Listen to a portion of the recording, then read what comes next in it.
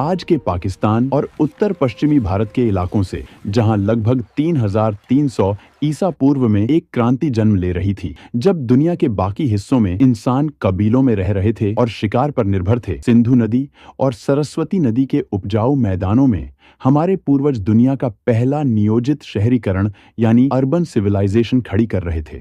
यह सभ्यता 10 लाख वर्ग किलोमीटर से भी ज्यादा इलाके में फैली थी, जो उस समय के मिस्र और मेसोपोटामिया की सभ्यताओं को अगर मिला दिया जाए तो उससे भी बड़ी थी। हड़प्पा और मोहनजोदड़ो जैसे शहर इस सभ्यता के मुकुट थे, लेकिन इन शहरों को खास बनाती थी उनकी प्लानिंग। अगर आप ड्रोन लेकर उस समय ऊपर उड़ते तो आपको नीचे एक विशाल शतरंज की बिसात बिछी हुई दिखाई देती। इसे ग्रिड सिस्टम कहा जाता है। सड़कें टेढ़ी मेढ़ी नहीं थीं, बल्कि एक दूसरे को 90 डिग्री के समकोण पर काटती थीं। मुख्य सड़कें उत्तर से दक्षिण की ओर जाती थीं, ताकि हवाएं जब चलें तो पूरा शहर अपने आप साफ हो जाए। ये इंजीनियरिंग का वो स्तर था जो आज भी दुनिया भर के आर्किटेक्ट्स को हैरान कर देता है। हड़प्पा के इंजीनियरों को ईंटों का जादूगर कहा जा सकता है। उन्होंने निर्माण के लिए एक ऐसा स्टैंडर्ड तय किया था जो पूरे साम्राज्य में लागू होता था, चाहे आप उत्तर में हो या दक्षिण में।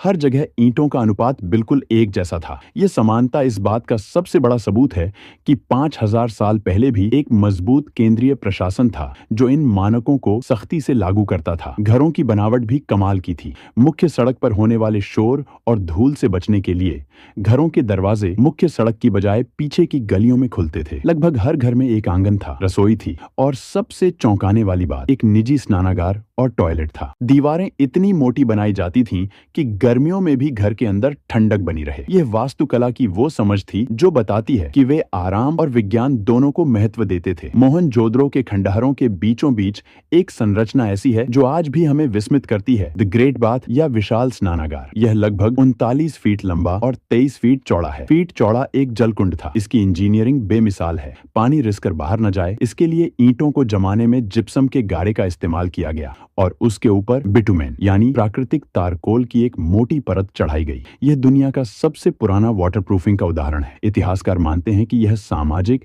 या धार्मिक अनुष्ठानों के लिए इस्तेमाल होता था। लेकिन पानी की कहानी सिर्फ यहाँ तक सीमित नहीं थी। गुजरात के धोलावीरा शहर ने तो जल संरक्षण में कमाल ही कर दिया था। यह शहर रेगिस्तान के बीच में था, इसलिए वहां के इंजीनियरों ने बारिश के पानी को इकट्ठा करने के लिए विशाल जलाशय और बांध बनाए। उन्होंने चट्टानों को काटकर ऐसे चैनल बनाए जो नदी के पानी को शहर के बड़े टैंकों तक लाते थे। धोलावीरा का जल प्रबंधन सिस्टम आज भी आधुनिक हाइड्रो इंजीनियर्स के लिए एक केस स्टडी है। हड़प्पा की अर्थव्यवस्था की रीढ़ थी उनका व्यापार, और इस व्यापार का केंद्र था लोथल। गुजरात के तट पर स्थित लोथल में दुनिया का सबसे पुराना जात मानव निर्मित बंदरगाह मिला है। यहाँ ईंटों से बना एक विशाल बेसिन था जहाँ समुद्र से आने वाले जहाज लंगर डालते थे। यहाँ से हड़प्पा के जहाज तांबा, हाथी दांत, मनके और लकड़ी लेकर मेसोपोटामिया, आज का इराक, ओमान और बहरीन तक जाते थे। मेसोपोटामिया के प्राचीन लेखों में हड़प्पा को मेलुहा कहा गया है। सुदूर देशों में मिली हड़प्पा की मोहरें इस बात का सबूत हैं कि उनका व्यापारिक नेटवर्क कितना विशाल था। वे वजन तौलने के लिए पत्थर के बांटों का इस्तेमाल करते थे।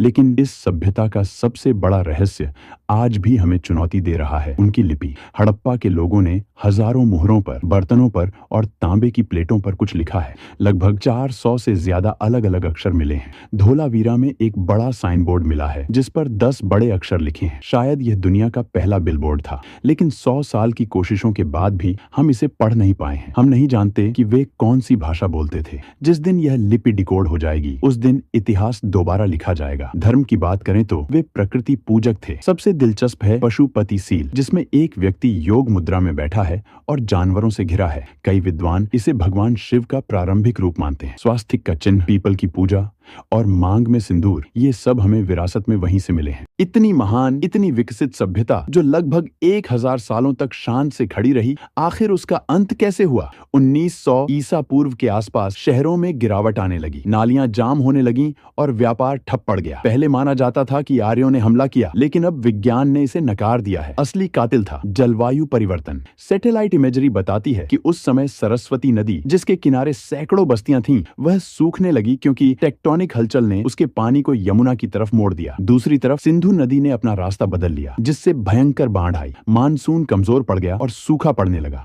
जब पानी ही नहीं रहा तो शहर वीरान हो गए। लोग अपने शानदार घरों को छोड़कर पूर्व और दक्षिण की ओर गंगा के मैदानों की तरफ पलायन कर गए। वे मरे नहीं, वे बस बिखर गए। हड़प्पा सभ्यता खत्म हो गई, लेकिन वह मरी नहीं। आज भी जब हम हाथ जोड़कर नमस्ते करते हैं, जब हम योग करते हैं या जब हम अपने घरों में आंगन बनाते हैं, तो हम अनजाने में उसी 5000 साल पुरानी परंपरा को निभा रहे होते हैं। हड़प्पा के लोग हमारे भीतर जीवित हैं। उनका खून और उनका डीएनए आज भी भारत की रगों में दौड़ रहा है। यह खामोश खंडहर हमें याद दिलाते हैं कि हम उस विरासत के वारिस हैं जो तब भी विश्व गुरु थी, जब बाकी दुनिया अभी चलना सीख रही थी। यह इतिहास सिर्फ मिट्टी में दबी ईंटों का नहीं है, यह हमारा